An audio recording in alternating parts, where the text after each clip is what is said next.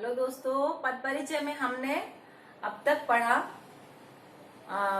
पद परिचय में उसके संज्ञा और संज्ञा के विकारक तत्व। उसी में हमने विकारक तत्व में पढ़ा लिंग, वचन और कारक। इसके चैप्टर्स आपको आई बटन पर दबाने पे मिल जाएंगे जिनके नहीं है। अब आगे के लिए अब पढ़ेंगे हम सर्वनाम।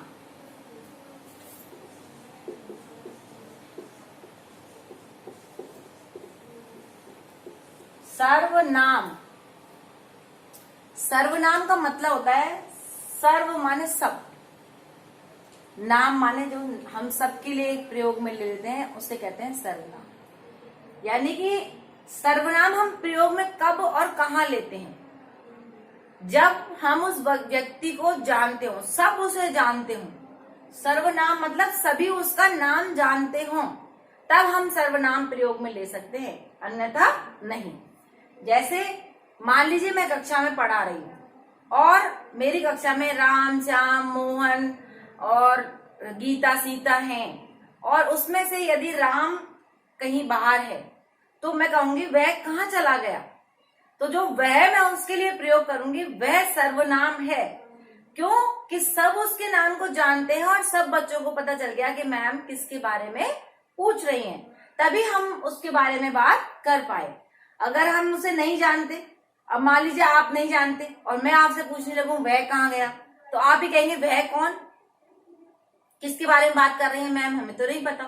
तो जब हम सब जानते हो और हम सब जान रहे हो, उस ग्रुप में हम बात कर रहे हो, या हम किसी टॉपिक पे चर्चा चला रहे हैं और उसके बारे में हम बार बार बातें कर रहे हो, उसके नाम को हम बार बार लेना नहीं चाह रहे, तब हम सर्वनाम का प्रयोग करते हैं। सर्वनाम का प्रयोग हम संज्ञा के स्थान पर प्रयोग करते हैं। जैसे हम गांधी जी का पाठ पढ़ रहे हैं और गांधी जी के बारे में हम बार बार उनके चर्चा कर रहे हैं और गांधी जी के बारे में हम बार बार लिख रहे हैं। तो गांधी जी अहिंसावादी थे, तो वह सभी से प्रेम करते थे, वह सच्चे थे, वह सत्यवादी थे, वह अहिंसा के पुजारी थे, तब हम वह उसके लिए बोल सकते हैं। तब हमें ये पता है कि अब गांधी जी का हम कोई पाठ पढ़ रहे हैं या गांधी जी के बारे में ही चर्चा हो रही है, तब हम उस जगह सर्वनाम का प्रयोग कर सकते हैं। तो यहां तक आपको पता चला कि जो शब्द संज्ञा के स्थान पर, जो शब्द संज्ञा के स्थान पर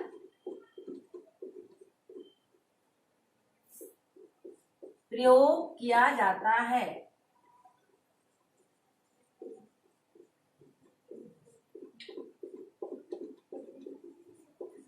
और नाम में मैंने बताया सर्वनाम का मतलब क्या है, जो सब उसके नाम को जानते हैं, सब उसका नाम जाने, वहीं हम सर्वनाम का प्रयोग कर सकते हैं, अन्यथा नहीं कर सकते। ठीक है, तो परिभाषा क्लियर हो गई आपको। सर्वनाम संज्ञा के स्थान पर प्रयोग होता है जिस संज्ञा के बारे में हम चर्चा कर रहे हैं। अब है कि सर्वनाम के भेद, कौन कौन से भेद हैं सर्वनाम के। सर्वनाम के भेद या सर्वनाम के प्रकार। सबसे पहले जो सर्वनाम में है पुरुषवाचक। सबसे पहले जो पुरुषवाचक है, आप उसी को समझ में आ जाए पहले आपको, तब हम आगे बढ़ेंगे। पुरुषवाचक 3 प्रकार का होता है, 3 प्रकार के हैं। पहला, जो अपने आप में सुपर है, जिसको हम कह रहे हैं हम अपने आप को सुपर बता रहे हैं, है ना। तो सुपर मीन्स क्या होता है? उत्तम, उत्तम पुरुष।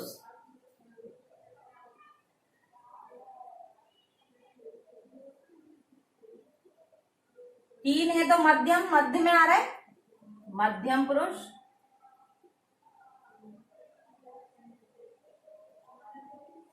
और तीसरा है अन्य पुरुष।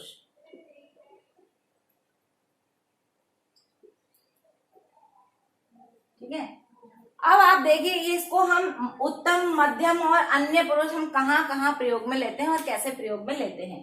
सबसे पहले उत्तम पुरुष, तो हमारी प्रकृति होती है कि हम अपने आप को उत्तम मानते हैं, अपने आप को सुपर समझते हैं, इसलिए हम हमेशा मैं के लिए जो प्रयोग होता है वो उत्तम पुरुष है। हम, हमारा, मैं से मुझे, मेरा, इस तरह से हम उत्तम पुरुष के बारे में जानेंगे। यानी अपनी तरफ, हमारे लिए, खुद के लिए कोई बात कही गई है वो उत्तम पुरुष है। यानी उत्तम हम किसे मानते हैं? अपने लिए सुपर, तो हम मानेंगे उत्तम पुरुष। ये सिर्फ पहचान के लिए, ऐसा नहीं है कि हमने उत्तम अपने आप को सुपर मान लिया, हीरो बन गए, ऐसा नहीं है। उत्तम पुरुष कहाँ प्रयोग होता है? खुद के लिए, अपने लिए, जो कर्ता स्वयं के लिए यूज कर रहा है या स्वयं के लिए कोई बात कह रहा है, वहां बोलने वाला जो है वो उत्तम पुरुष है। अब मध्यम पुरुष, मध्यम पुरुष कौन है? जो ये बोलेगा तो ये सुनेगा, तो ये श्रोता हो गया और ये वक्ता हो गया। ठीक है, ये वक्ता है, ये बोलने वाला है, और ये श्रोता है, सुनने वाला है। तो मध्यम पुरुष कौन होगा? जो उसकी बात को सुन रहा होगा। तो कैसे? जैसे मैं कह रही हूं, आप ध्यान से पढ़िए, आप सुनिए, मेरी बात को सुनिए, तुम देख क्यों नहीं रहे हो, तुम ध्यान क्यों नहीं दे रहे हो? तो आप, तुम, तुम्हारा, आपका, इस तरह से इसमें मेरा अपना एक और निजीवाचक होता है जिसमें आप आगे पढ़ेंगे। मेरा अपना इस तरह से होता है। इसमें तुम, तुम्हारा, ये निज में आता है, इसलिए ये वाले इसमें नहीं आएंगे, ये निज में आएंगे। तो यहाँ पे पता चले श्रोता है, वो सुन रहा है और हम उससे बात कर रहे हैं, तो हम तुम करके, वो मीडियम है। सुनने वाला कौन है? मीडियम है, मीडिएटर जिसे कहते हैं। जैसे मैंने आपसे बात कही, फिर आपने किसी और से कही, तो किसी और से कही तो अन्य पुरुष थे। तो यहाँ जो मीडिएटर है मध्यम पुरुष। तो यहां तक आपको समझ आया कि उत्तम पुरुष में खुद के लिए, मीडिएटर जो सुन रहा है, श्रोता है, और वो तुम और आप, यानी आप अपने लिए कह सकते हैं। अब ना आप है ना मैं हूं, दोनों ही नहीं है, किसी अन्य के लिए बात हो रही है। जैसे मैं और आप नहीं, हम उसको इस तरह से इशारा करेंगे, वे यहां नहीं है, वे सुन रहे हैं कि नहीं सुन रहे हैं, आप उनको बता दीजिएगा। तो उनको इस तरह से हम, और आप, यानी ऐसे मैं और आप, ये ना होकर कौन है? तीसरा, अन्य। तो उसके लिए हम कहेंगे अन्य पुरुष। तो उसके लिए वे, उन्होंने, उनके, ठीक है, वे सब, इस तरह से जो है वो इसमें आएंगे। यहां तक आपका ये पुरुष क्लियर हो गया है। अब इसके बाद हम, ये पहला है इसका, ये दूसरा है। पहले में आपको पुरुष में 3 पुरुष होते हैं, ये समझ आ गया। अब दूसरा है निश्चयवाचक, निश्चयवाचक सर्वनाम। ठीक है, सर्वनाम सबके नीचे आएगा।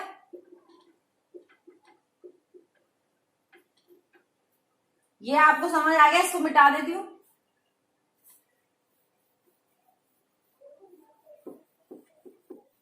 निश्चयवाचक सर्वनाम में क्या होगा? जब कोई चीज निश्चित रूप से हमें पता होगी। तो निश्चयवाचक में मैंने आपको बताया, निश्चित मतलब निश्चय, हमें किसी भी चीज को निश्चित रूप से हम कहें कि यह घर, यह मेरा घर है,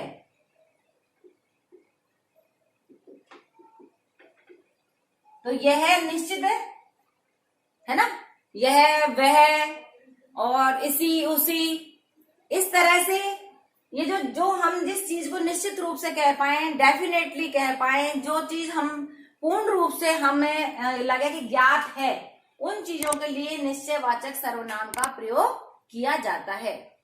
तो जैसे मैंने आपको एक उदाहरण दिया ही, कौन, जैसे ये मेरी घड़ी देखो, ये मेरा बोर्ड है, ये मेरी किताब है। इस तरह से आपने जो इस चीज के लिए आप बिल्कुल कंफर्म है, उनके लिए ये निश्चयवाचक प्रयोग में लिया जाता है। नेक्स्ट है अनिश्चयवाचक।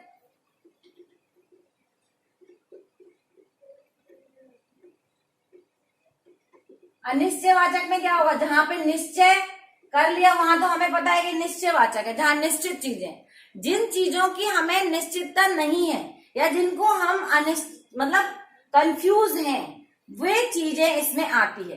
जैसे कौन आ रहा है, दूध में कुछ पड़ा है, अनिश्चय है, हमें पता नहीं है। जिन चीजों के बारे में हमें नहीं पता है वे चीजें अनिश्चयवाचक में आएंगी। जैसे दरवाजे पर कोई है, तो दरवाजे पर कोई है, हमने ऐसा क्यों कहा, क्योंकि हमें निश्चित नहीं है कि कौन है। तो कोई शब्द क्या है, यहाँ पे अनिश्चयवाचक सर्वनाम है। इस तरह से आप अनिश्चयवाचक के बारे में जान गए। अब नेक्स्ट है प्रश्नवाचक सर्वनाम।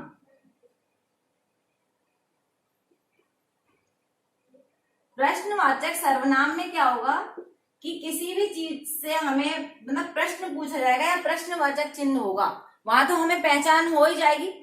कौन आ रहा है, तो कौन आ रहा है, मैं पहले मतलब क्वेश्चन कर दिया कौन आ रहा है, तो क्वेश्चन मार्क लग गया। तो सबसे बड़ी जो पहचान है वो इसकी क्या है, क्वेश्चन मार्क। और क्या मतलब क्या खाना पसंद करेंगे आप, क्या नाम है आपका, कहाँ रहते हैं आप, इस तरह की जो प्रश्न है वो प्रश्नवाचक सर्वनाम में आते हैं। आप यानी कोई नाम नहीं है, उसमें सर्वनाम का प्रयोग किया हुआ है। इस तरह से जो लिए जाते हैं तो आप वहां सर्वनाम प्रश्नवाचक में। ये पुस्तक कितने की आई, तो आप प्रश्न पूछ रहे हैं, तो यहाँ प्रश्नवाचक चिन्ह आपको लगा हुआ, इसकी पहचान रहेगी। दूसरा आपको ये भी ध्यान रहना चाहिए कि सर्वनाम पढ़ रहे हैं इसलिए सर्वनाम उसमें जरूरी है। ये हो गया आपका। नेक्स्ट है संबंधवाचक।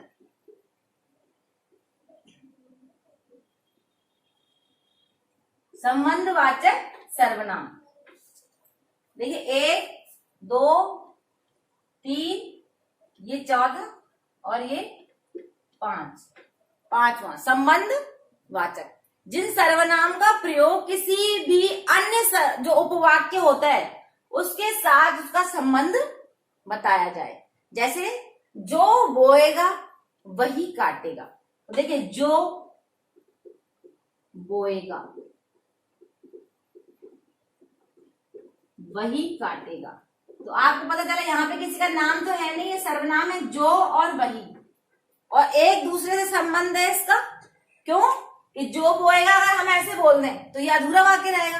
तो जो बोएगा वही काटेगा, जो करेगा वो भरेगा, जैसा पढ़ोगे वैसे मार्क्स मिलेंगे। इस तरह से एक वाक्य दूसरे वाक्य पर डिपेंड होगा, वहां संबंधवाचक सर्वनाम है। ये ध्यान रखिएगा कि यहाँ सर्वनाम से जुड़े हुए होंगे। ठीक है, अब लास्ट है, जैसा कि मैंने अभी आपको बताया था, निजवाचक। निजवाचक की पहचान यही है कि निज माने होता है अपना, इसका मीन्स होता है अपना। तो यहाँ अपना शब्द से, जैसे मैं अपना काम करूं, आप अपना काम कीजिए, वे अपना काम करेंगे, या वे खुद का काम करेंगे, मैं खुद अपना कर लूंगी, आप अपना काम कीजिए। तो इस तरह के जो वाक्य होते हैं जिसमें कर्ता स्वयं अपना काम करता है, अपने लिए कोई भी शब्द यूज में लेता है या प्रयोग में लेता है, वही निजवाचक सर्वनाम है। आप स्वयं अपना काम कीजिए, आप स्वयं अपना काम कीजिए। तो ये मैंने आपके लिए कह दिया, यानी आप तो मध्यम। अब मैं अपना करूंगी तो यहां पे लिखूंगी मैं अपना काम करूंगी, सर्वनाम है मैं अपना, निजवाचक हो गया। इस तरह से वे अपना काम करेंगे तो अन्य पुरुष के लिए हो गया। तो इस तरह से निजवाचक का प्रयोग करेंगे। अब आपने पढ़ा तो निश्चयवाचक सर्वनाम और एक जैसे निजवाचक, निश्चयवाचक, अनिश्चयवाचक, इसमें यही है, आपको निश्चय में आपको समझना आना चाहिए कि किसी निश्चित चीज के लिए अनिश्चयवाचक में अनिश्चितता है जिसको हमें निश्चित नहीं है, प्रश्न में प्रश्न चिन्ह है, संबंध एक दूसरे वाक्य और उपवाक्य में संबंध बताया जाएगा, और निजवाचक में निज माने अपना, अपने काम के लिए कहा जाएगा। इस तरह से हम इसकी पहचान करेंगे। और पुरुष में मैंने आपको 3 पुरुष में बता दिया, उत्तम पुरुष अपने लिए, मध्यम पुरुष जो सुन रहा है उसके लिए, और अन्य पुरुष किसी हम और तुमसे अलग जिसके लिए हम बात कर रहे हैं उसके लिए अन्य पुरुष। तो ये आपका सर्वनाम पूरा हुआ। सर्वनाम शब्दों से आपने अगर पहले छोटी छोटी क्लासेस में भी पढ़ा हुआ है, इसलिए मैंने आपको ये चैप्टर यहीं खत्म किया। धन्यवाद। घर पर रहिए, स्वस्थ रहिए। अगले चैप्टर के लिए सब्सक्राइब कीजिए, दोस्तों को शेयर कीजिए। धन्यवाद।